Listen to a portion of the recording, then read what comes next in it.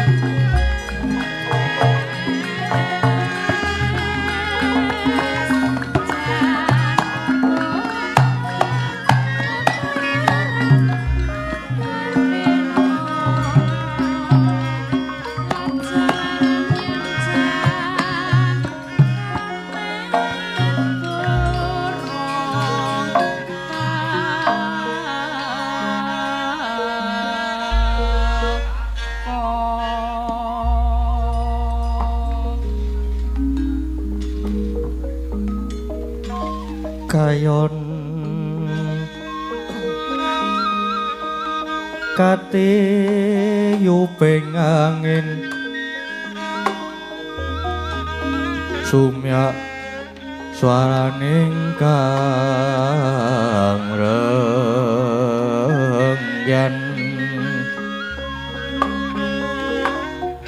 samirana maworiris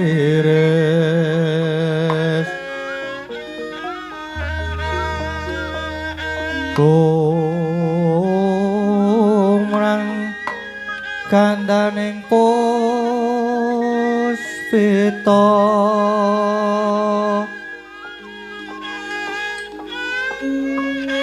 hae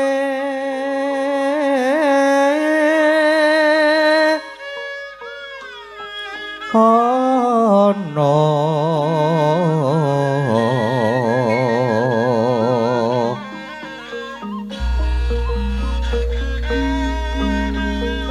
titi sonya madya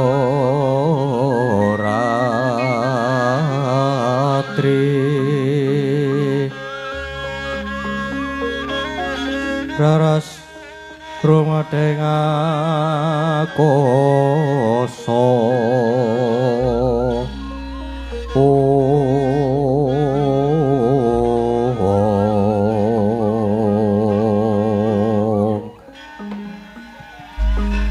bocah bajang gireng angin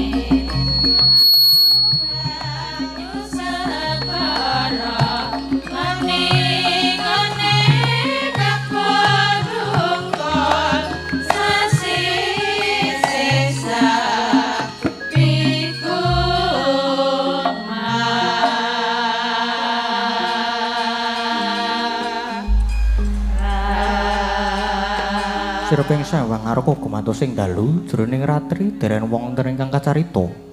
Amung sawang pertanggapat ingkang jebul saking Brangwetan dan kelingan megarsa gunung-gunung parandene bisa merbawani jagat raya.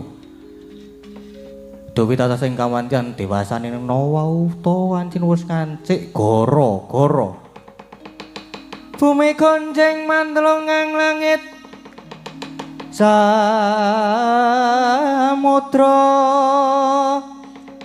kocah sumemburat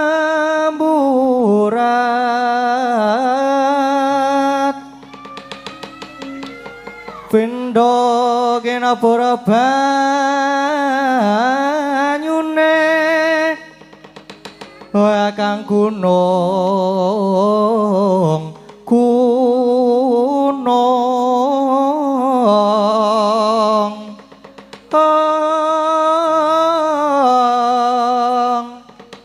Lama pangkama watu geni katembuing bayu putra ing akasa kumluduk swara lira gelap sastra kakayon repakadya den babati katembuing Pancawara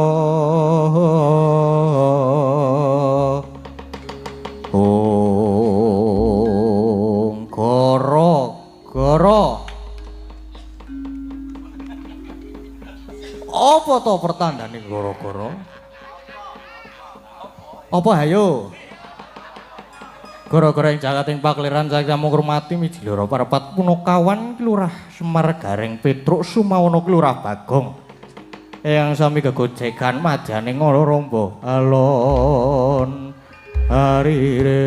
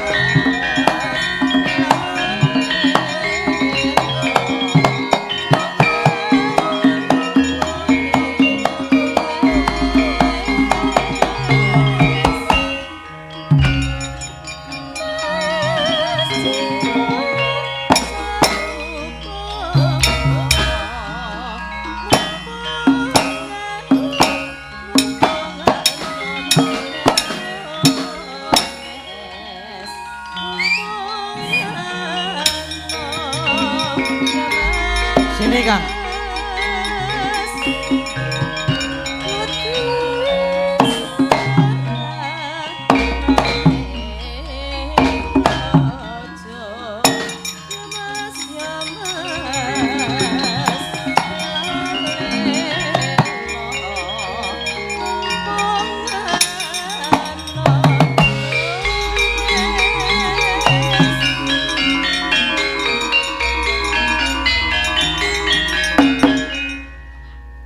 Wis po. Aku ki niate lek nyuwuk wis mengko sik. Malah di dung dung.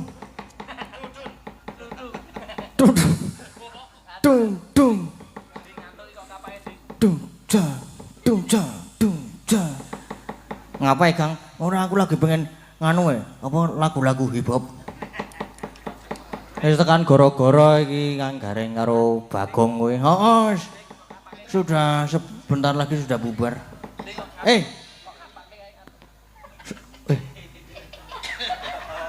Nina bobo, kalau sudah bobo digigit nyamuk. Boboklah bobo, oh adikku sayang. Lu dinyanyi malah kluk ngono lho. Malah liar-liar. Kamu kok suaraku kok ngene iki lho. Kayak sekarang yo menempuh perjalanan sing jauh banget kak ya Gang. Iya. Capek ya. Nek dinyanyikke lagu hip hop kira-kira turu ra ya? Ambo. Dicoba wae, Gang. Memang aku.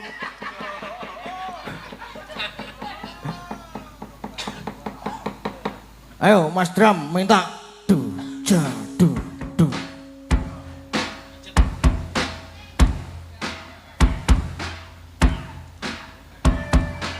Nah, apa? Kose hopse. Wah, jan. Du ja ngono lho. Yo. Nah.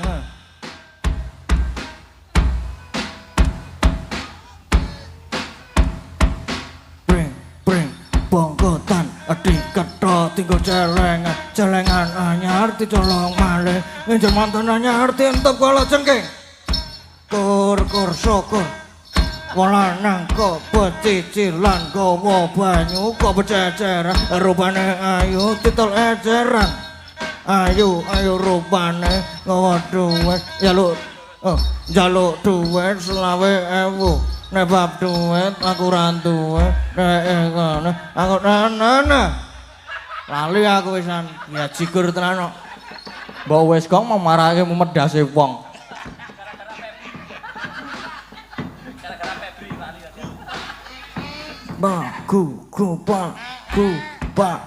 gupak nah seneng banget aku nek iki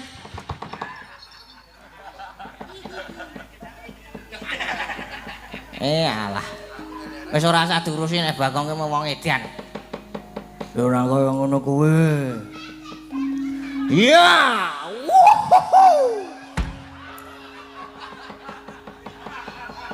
Dan supporter aktif.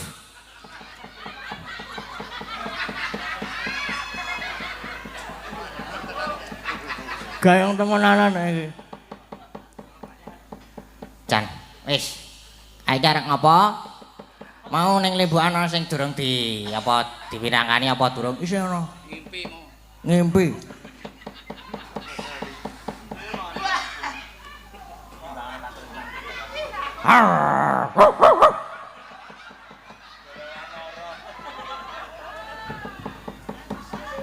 Aku bar weruh kirekku mau kon terus njuk pengen jegok-jegok ya aku. Seneng banget terus aku gede banget. Gede banget kaya aku.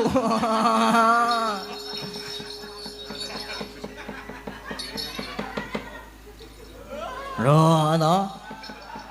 Oh, ora ngono ki. Lho kae sing ana sing muni pakake jeli wae apa? Elek ora apa ngono aja. Engko gaul-gaul sing kaya ngono kae iki. Ya nganu saiki apa jenengane? Ngimpi. Ngimpi. Sing arep nganu sapa? Sing arep nyekar. Lho kae. Lintang Kairo. Ngono. Lintang Kairo. Ayo balintang. Ayo yo. Yo nembang ngimpi. Ning ampun ngimpi nggih. Nggih, sinten niku mau sing mundhut, Mas? Kedap. Oh teng HP.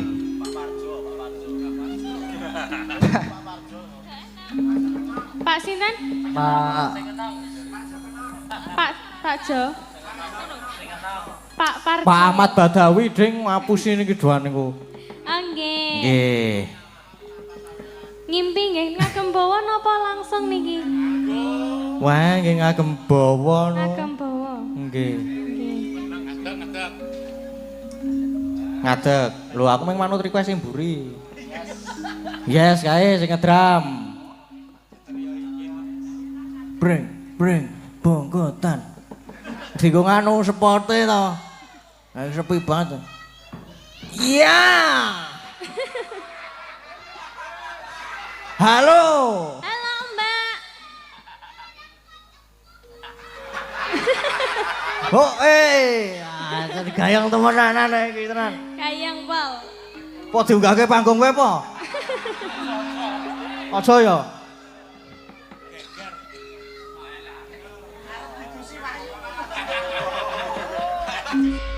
Nggih, matur sembah nuwun Mbak Lintang. Nggih, sami-sami. Nggih.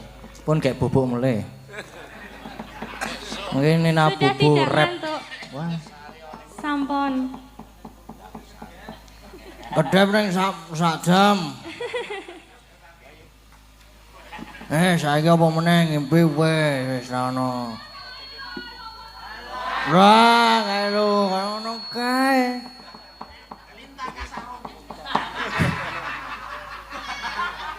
Aduh. Aku wis ngimpi mau saiki Kang Gareng karo Bagong. Apa ya aku sik ya? Aku sik apa kowe sik, Kang? Aku sik no sing tuwa sik. Aku Petruk dhisik. Wis ora apa-apa. Aku kepengin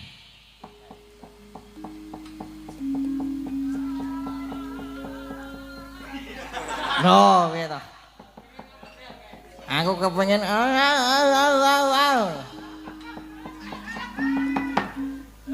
Iba ana katresanku.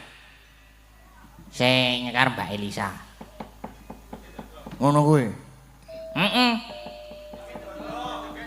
Sing joget Mas Dodo. Sing joget Mas Dodo. Sing joget Mas Dodo. Ayo Mas. Mas. Wah malah njaluk duet e. Oh ya, duet ora apa-apa. Duet ta? Ya. Monggo Mbak Elisa duet kali Mas Dodo. Ning ora dadi lho, Mas. Ya wis.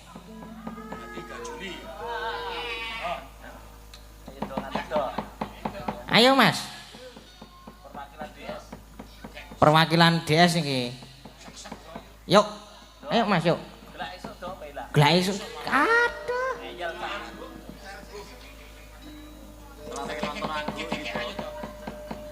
Lah searching karo ngadeg. Nah, sik berjalan. Sik dipaske sik kamerane. Nah. Spoti. Dan maju.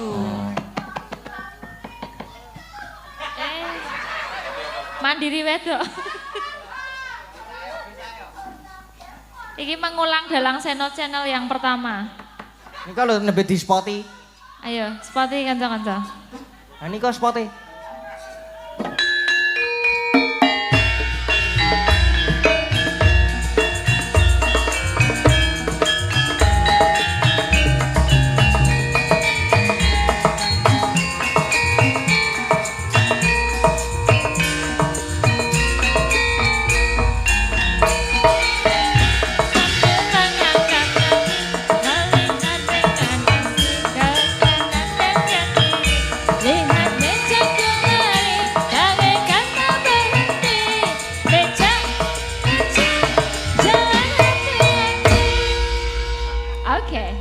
Sudah di muka. Ya. Ya, apa kersanya?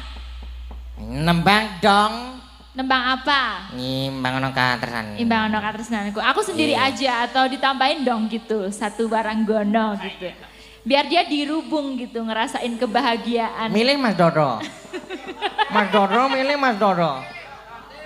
Milih aja. Iki Milih, Mas. Dalang Seno Channel ulang tahun dadi kowe wenang. Kono milih yo. Alah, Apa kae bae. Kewe. Milih ada. Agnes ono, Riza ono, Tatin, Ayu. Yo Mbak Tatin. Duh, langsung plerak. Oh sapa? Oh. Curang.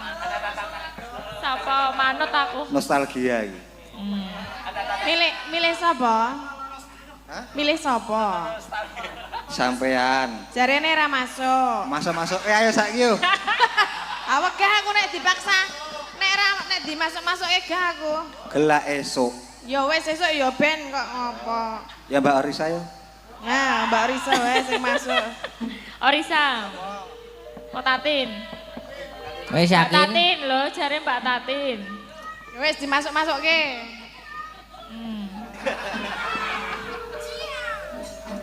Oke. Nah ya. Ayo, aktif sekali Bun. Kene tengah. Kayak keluruk pisan. Biyen apal kok saiki ra apal kene tengah. Lali. Ra entuk ngepek iki. Besok meneh dinaime kae men apik. Imbang ono katresnanku. Langsung wae kan. Enggak usah bawa ya. Nggih, langsung mawon. Yo. Lenang mulai dulu. Pripun Pak Dalang? Pak Dalang, Mas Dalang. Pon sak dereng Pon niki sak le dereng. 50.000. Sawarane pinten mau? 100. Iki lho 52 lembar lho. Wah, iki sih 75 e. Biasanya ini nek caleng iki jegur nang nggon anu kae lho. Jegur Bapak nang nggon jegur. banyu ae lho. Jegur nang apa jeneng? Njuk karo nyokoti ketel bareng kae lho. Jare ra masuk kok arep saiki muni masuk. Saiki wis masuk jare. Oh. Kene ra sadar ana jare. Wis mengke-mengke. Apa niki? Digongke ora iki. Oh, mau aku kurang ayo saat Digongke ben gram 100. Mangka Kang Mas prasadyanku bebasane tak bisa dinungku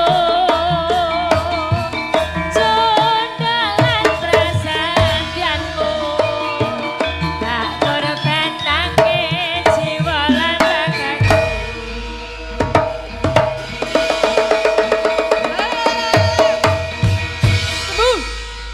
Sampun, digawa iki Sampun. sawerane. Matur suwun Pak, tukon bobok, tukon pilis, laris manis. Laris. Ya ora, kudune aku njaluk kuwi wong aku wis nembang kok. Tambahi piye? Wis korene. Menika sampun, Mas. Sampun, Mbak Tatin.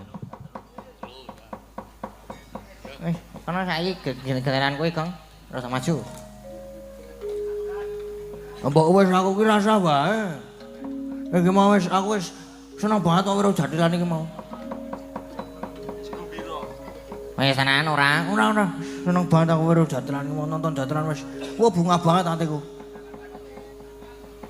Ora Mas Dodo mengis-mengis seneng banget aku wisan.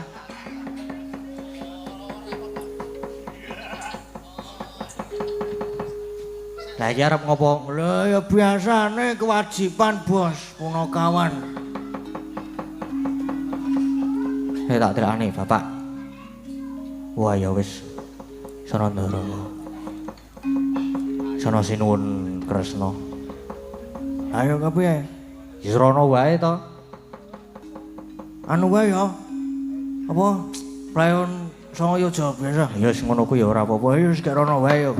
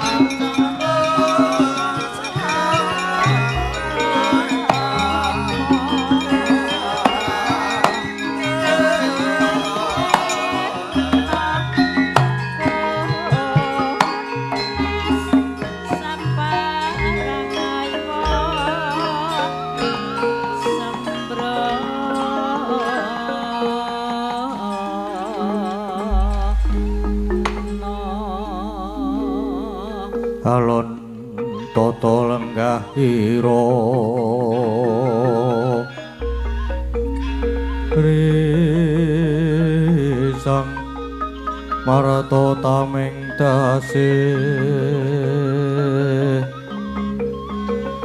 misuda andana raras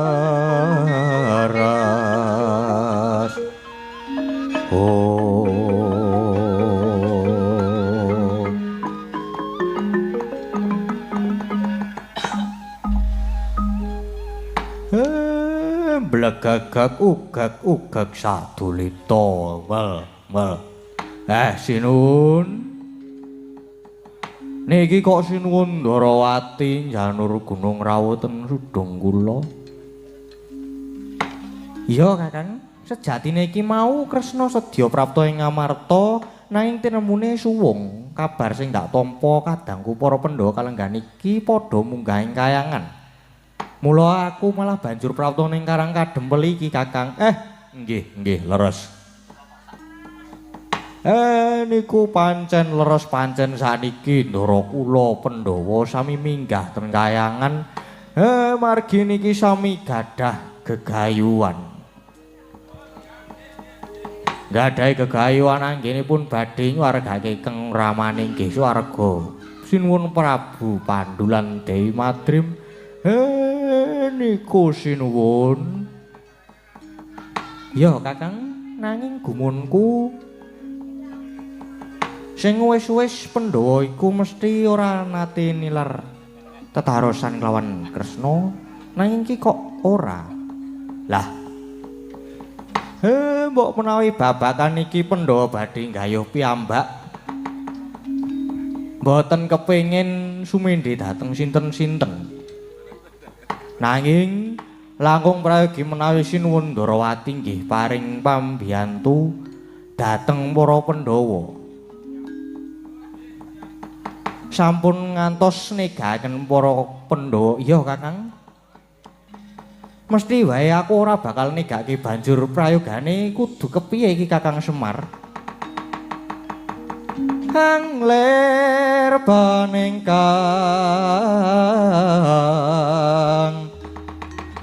sinong mati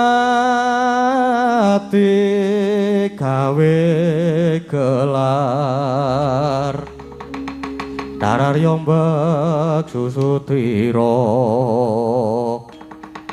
famo sang mangrempak suronggongkara kita umangsa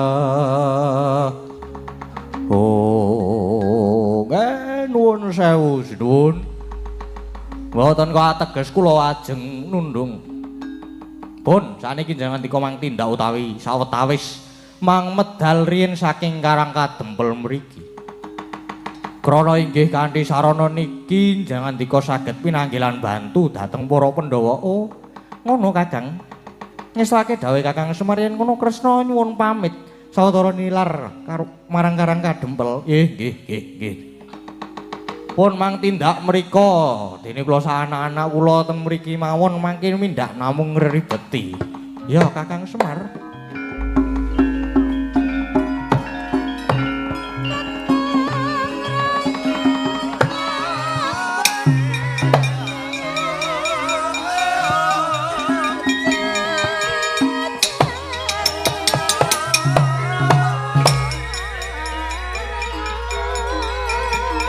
tole ono wae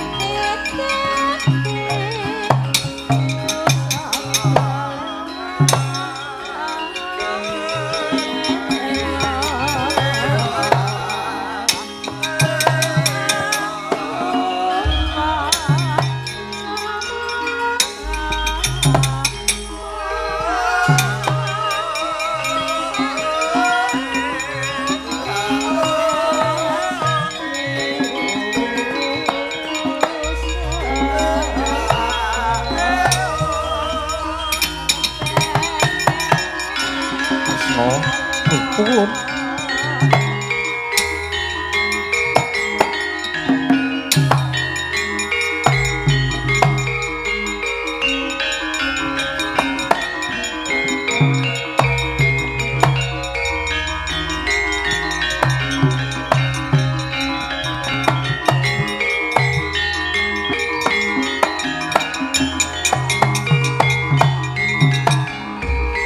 Duh pulun rawuh paduka ingkang wayah ngaturaken sungkem pangabekti kunjuk wonten Nila Paduka Hyang Adi Pulun Narayana wis ulun tampa ndadekke bombong tias ulun lajeng sumadung dawuh wonten wigatos ing karsa ingkang kados pundi Pukulun dene kepareng ngarca padha merpeki dhateng kula Nggih Kresna pancen ulun merpeki marang jeneng kita ya merga kayangan iki ana Dauruska pengamu ing buta gedhe dewa-dewa ing kayangan mbuya ana sing iso ngendhake kita munggah ning kayangan padhangna lelakon iki ya Ngger oh inggih yen mekaten kula aturi suminggah ya Kresna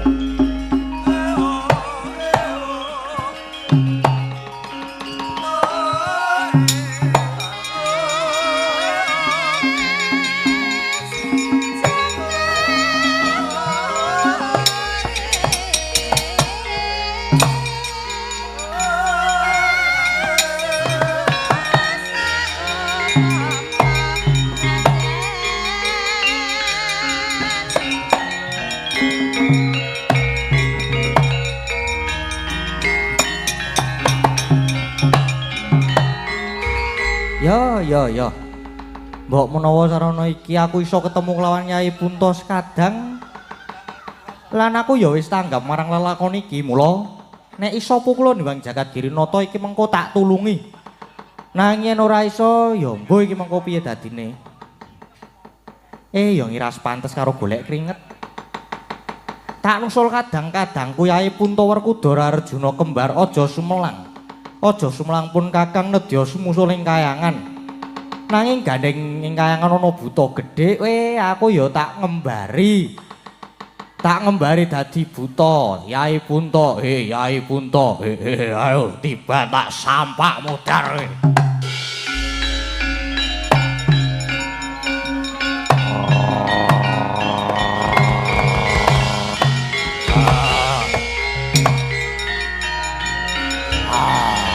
Wah.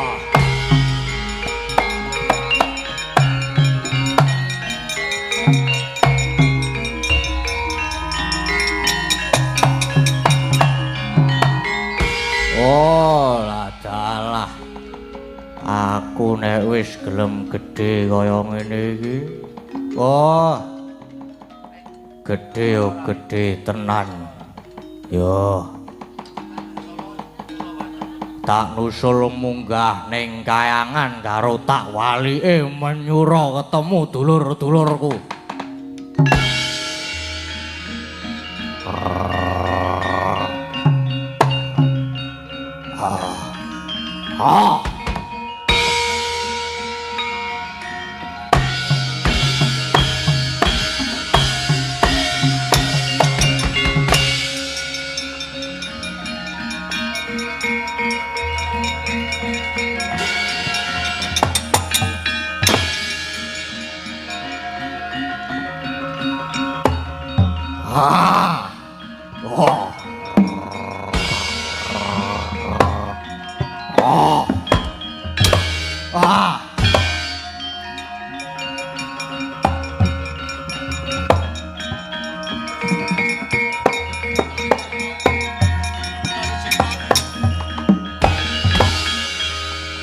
Oh ladalah dewa-dewa wis padha kalah kabeh.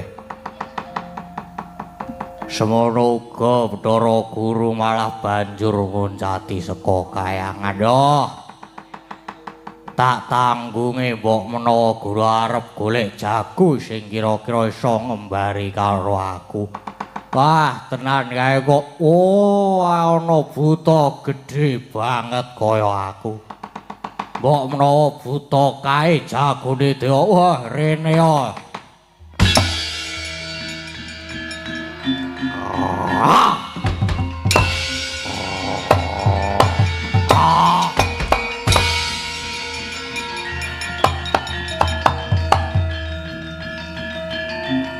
Waduh. Wah.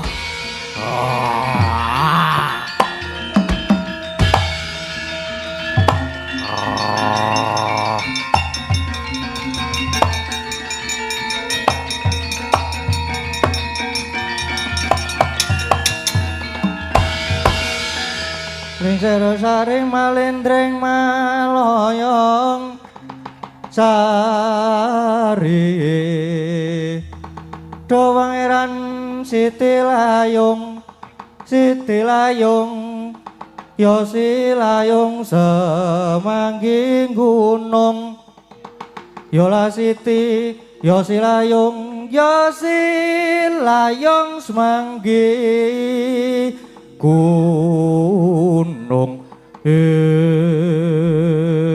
wah iki kok ana buta gedene padha karo aku. Sapa kowe? Dadak takon barang pangling po karo aku. Genah bolos 1000 ngene kok nek ngono kowe sing dadi srayane dewa. Ya aku srayane dewa, aku sing bakal ngendhake marang kamu. Wah, padha-padha buta gedhe banget kaya ngene iki. Imbang-imbang, ayo kegulung barang. Wah, ayo kegulung golek keringet. Wah. Wah. Woi. Wah.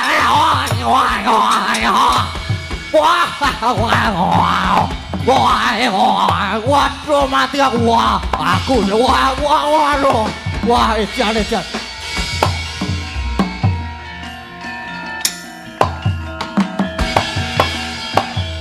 Rame banget pokoknya. Rame sing mburi pating krumpiang. Sing ngarep bengak-bengok. Buta sisih tengen salto kaping 98.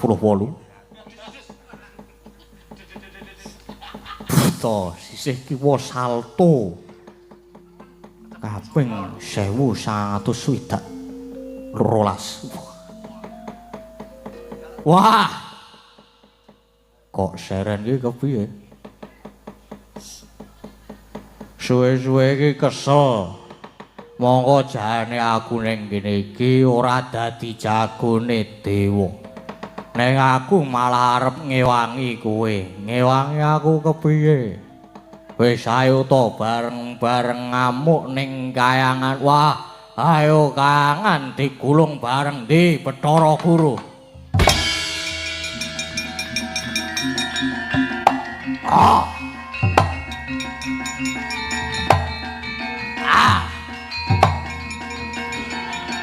Oh!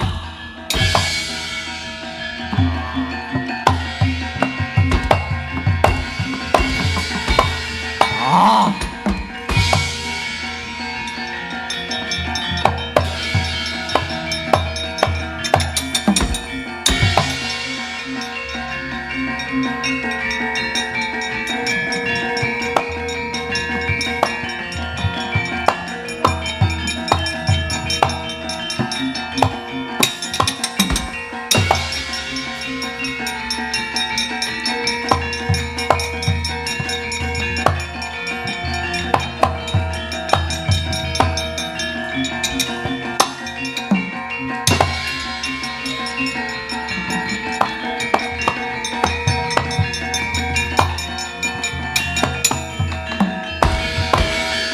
Kakang Narada pripun nyuwun tulung kaki Kresna dadi buta bala srewu nanging malah sami ngamuk sareng. Lah, rekasa ta saniki niki undu-unduane pun saniki ngaten. Nyuwun tulung Kakang Semar mawon. Kakang Semar.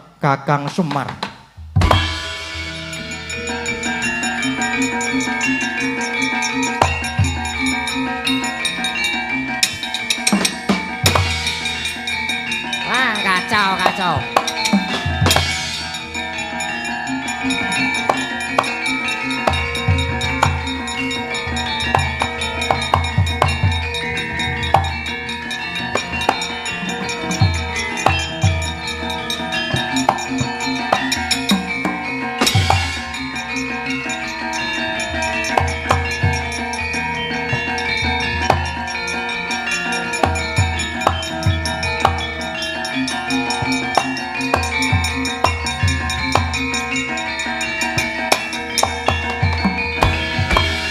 Kakang Semar, kula nyuwun pangapunten kalayangan malah kados ngoten kawontenanipun.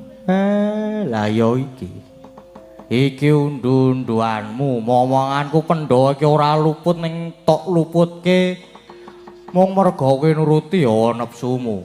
Aduh Kakang, kula nyuwun dipun tulungi lah. Ora urung terus nangis-nangis jaluk tulung to. Kula kedah kados pundi mongko Pandhawa papat Werkudara Janaka kembar pun kebacut nyemplung kawah Candra Dimuka. Apa terus nek Pandhawa nyemplung kawah iso dipestheke nek Dakabong? Kula nyuwun tulung Kakang. Guru, iki underane perkara mung ning Ndara Werkudara. Nek kowe njaluk ngapura karo Ndara Werkudara lan minangkani penjangkane Ndara Werkudara, mesti kowe slamet. Wis saiki kowe nututi nyemplung ning kawah Candra Dimuka. Ngesuaken dawuh Kakang Semar.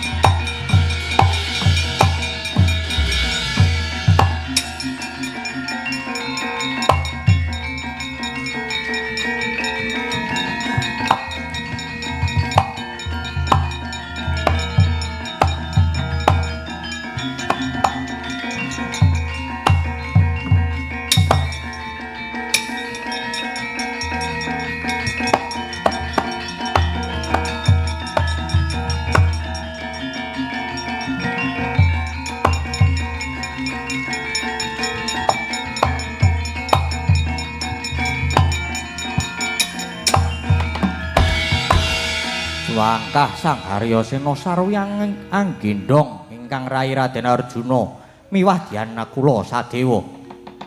Dupiwus prapta ing kawah candra dimuka labet saka gedhening tekad lan panjangkane sigra anyebur ing neraka Yomani parandene awet saka luhur bebudene linambaran ati suci ganining neraka ingkang manghalat sumingkir tebih karaos asrep adem ayem.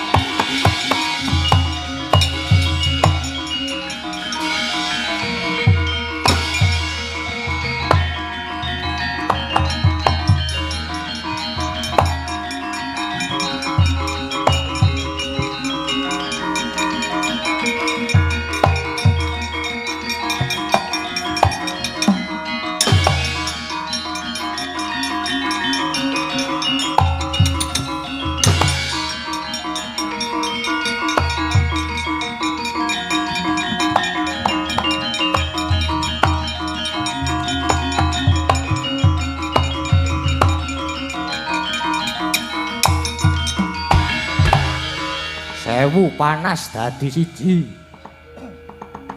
Sewu lara ingkang sinandhang. Datanana nikmatmu pangat labet ing kono papane pasiksan kang datan Dewangapura nenggih duk rumuhun Alendra Ngastina Prabu Pandhu Dewanata miwah ingkang garwa putring Mandaraka Dewi Madrim. Kaya datanana siang lan dalu anane amung pasiksan lan pasambat kabrongot panasing geni Yomani sakecap Dewala datan kawijil sambating Prabu Pandhu miwah ingkang garwa. Apaning kono wis ndodho marang kalepatanipun kang nalika semana parikedan nuruti krentek ingkang garwanem. Ya Dewi Madrim pilalu lila legawa prapting lampu sinendal mayang kacemplungaken ing neraka Yomani. Bauta kocap labet sentosaning tekad nggenira angugemi dhateng jejere. Satemah Yomani saya adem dangu karaos asrep ingkang mumpal mubaling geni ingkang manghalat-halat sakala saya nebih temah sirna bareng praptaning para Pandhawa papat.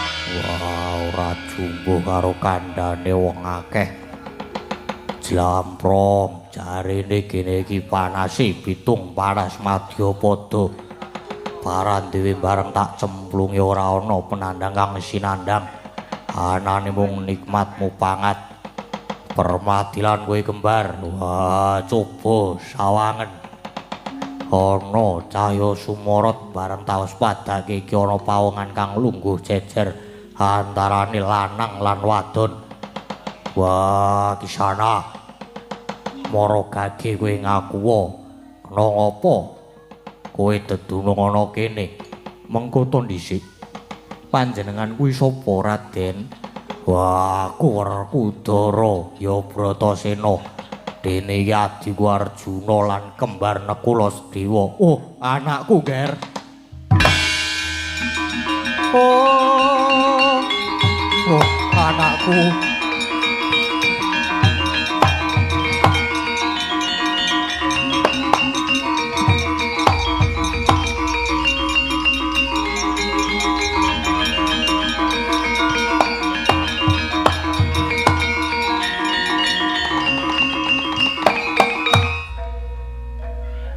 anakku Ger Bratasena.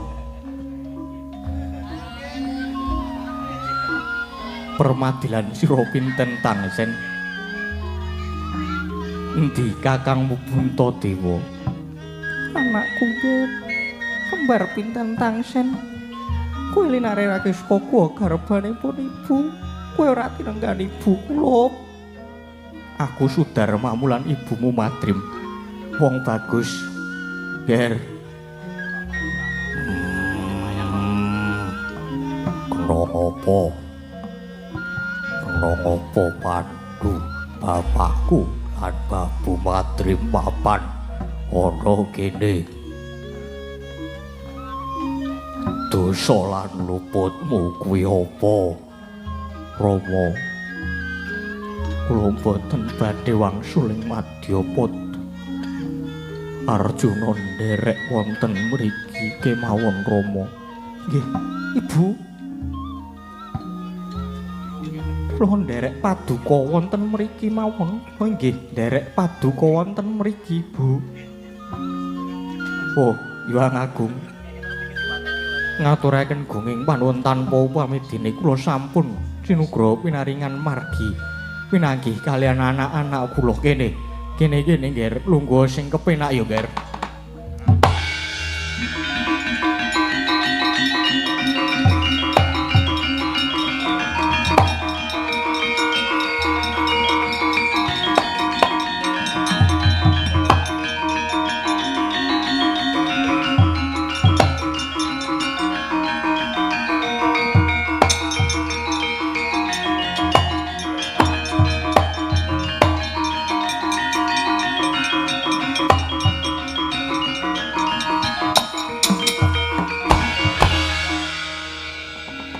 Syukur kunjuk paduka Duh Gusti. Wonten trontong-trontong pepajar dene kula sampun pinanggih kalian anak kula. Madrim aku mangayu bagya banget ya iki wae nggonku gegol. Tak jangkung saka alam baka anak anungan indita bocah lanang-lanang kang mursid bisa mikul dhuwur mendem jero marang wong tuwa Werkudara. Wah, aku aja mbok tekoni werna-werna. Sing cetha aku wis jenak, aku wis kepenak mapan ana ing kene. Madyapada winggone penandang nanging jebul malah luwih kepenak mapan ana ing Yawani Loka. Nyatane kahanane jebul malah adem ayem. Lan tansah cecaketan marang sing ngukir jiwa ragaku. Mula Pandu bapakku. Wah, aku tetep nderek ana kene wae. Ya Ger. Nanging kabeh mau kudu angon wanci wayahing mangsa kala ngerti ya Ger. Ananipun bapa mapan ana kene ora krasa panas nanging malah krasa adem lan nikmat. Mupanget mbok menawa merga saka dayane anak-anakku kang padha gentur tapane utama lelabuhane. Ger. Mangkono mau ingkang ngrasake ya wong tuane ingkang gegulang marang kautamaning anak. Sena, lha si Puntadewa ana ngendi? Wah, nane aku kabeh ning kene iki ya sebab saka niate Werkudara. Merga jaman Pandu bapakku sinendal mayang dening Bathara Yamadipati mbiyen. Aku ngerti ento Pandu bapakku bakal dicemplungke ana ing pasiksan. Wiwit saka kuwi aku ora tau bisa turu rina wengi sing tak pikir mung manunggaling Pandhawa bisa ketemu kelawan Pandu bapakku lan Babu Madrim.